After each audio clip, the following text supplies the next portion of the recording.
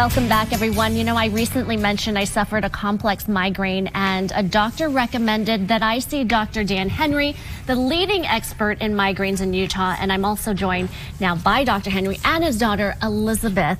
Thank you so much for being here today. Thanks for having us. Well, this one is a personal one because I suffered a migraine with aura.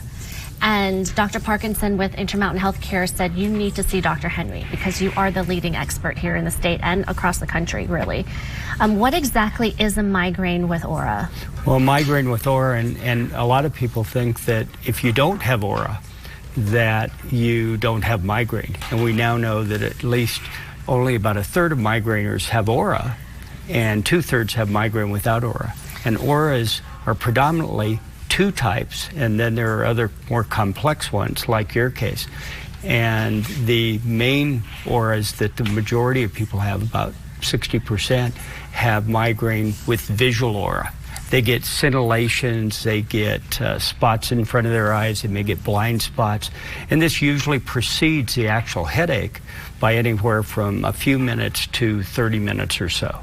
Other people will get sensory auras, and they'll get tingling and numbness. They may get weakness in one arm, one leg, and those are very scary because they think they're having a stroke. And it does present very similar to a stroke. And the more complex ones that have more weakness, more numbness, they may have loss of speech, they may have slurred speech, really look like a stroke. So those are really scary, and they end up in the ER very quickly. And what I found out was that migraines are so common, actually, and so common, in fact, that we don't have enough awareness out there. And this is why you started the foundation. And I want to step back a little bit and be able to tell your story about how the foundation was created and after such tragic loss.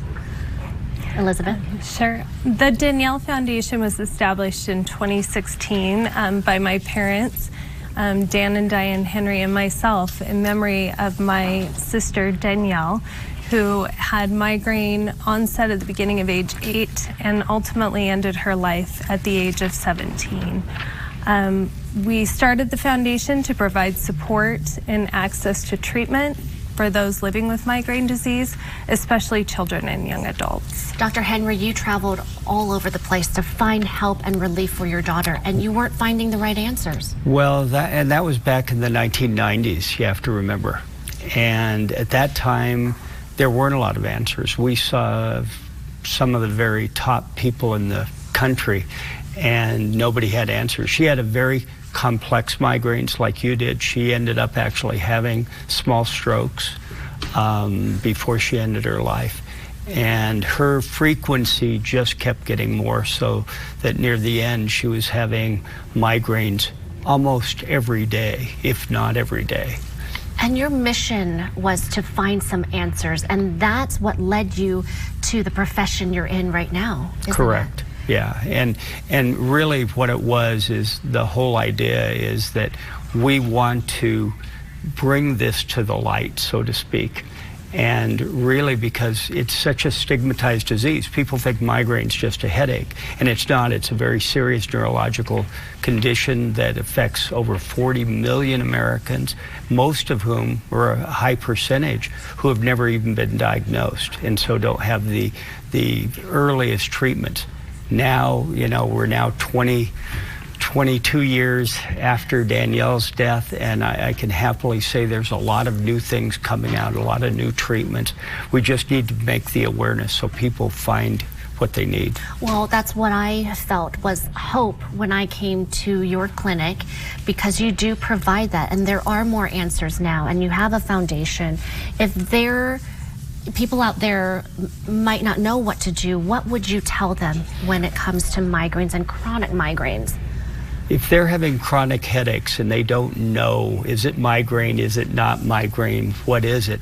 Talk to their own doctors first and see if they have an understanding and interest and knowledge about it. If not, reach out to others. Let's put that foundation website on so people can log on right now for more information. It is daniellefoundation.org, and we are going to talk about the migraineatschool.org, a really huge push in Utah to help folks in grade school. So Don't go away because you guys are sticking around. Dr. Henry and Danielle with us, making a difference in our schools and really our community. We're talking about a new resolution passed in our schools, so we can't wait to dive into that when we come back.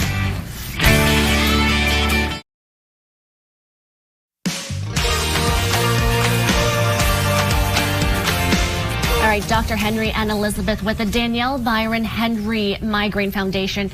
They've stuck around to talk about migraines at school, a very important step for students, parents, and educators. And I want to talk about how big of a deal this is. The Utah PTA just passed this resolution to have literature like these to be put in our schools. Yes, this is very, very exciting. It's a huge leap forward for migraine in the education setting. We have worked closely with CHAMP, the Coalition for Headache and Migraine Patients, to put all of this information together, and it can all be found at migraineatschool.org. The resolution was just adopted by the PTA on May 5th, and we're working to incorporate this education into the state core health class, as well as provide resources, like you said, for parents, students, and educators. Well, Dr. Henry, how big of a deal is this? I mean, you help so much because migraines with kids can look very, very different. Exactly. And that's the whole point in this, is a lot of children, you know, start out with abdominal migraines. They may see their doctors and they get GI workups and they get scoped and they get CT scanned and all these things because they keep getting recurrent abdominal pain, nausea, vomiting, and then 3 or 4 hours later they're running around. You wonder what the heck's going on, and it may be years before they start actually having headaches with these.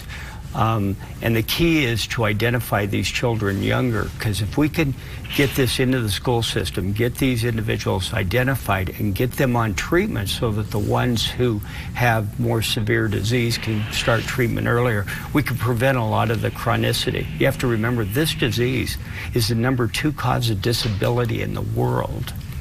It's so common that we don't even know about this.